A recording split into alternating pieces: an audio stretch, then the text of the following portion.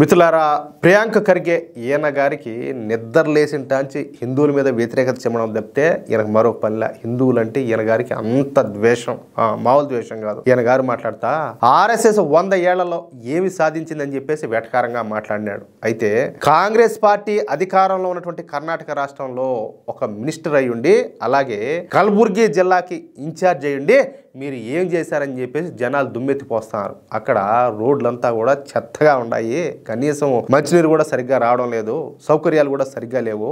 అలాగే అక్కడ డ్రైనేజీల పరిస్థితి అయితే అత్యంత అధ్వానంగా ఉన్నాయి. నువ్వేం చేసినావు నాయనా, నువ్వేం చేస్తావు అని చెప్పేసి ప్రజలంతా కూడా ఆగ్రహం వ్యక్తం చేస్తారు. అంతేకాదు హెలికాప్టర్లో తప్ప రోడ్ల మీద తిరగనటువంటి మీకు జనాల కష్టాలు ఏం తెలుస్తాయని చెప్పేసి ప్రతి ఒక్కరు కూడా విమర్శ చేస్తున్నారు.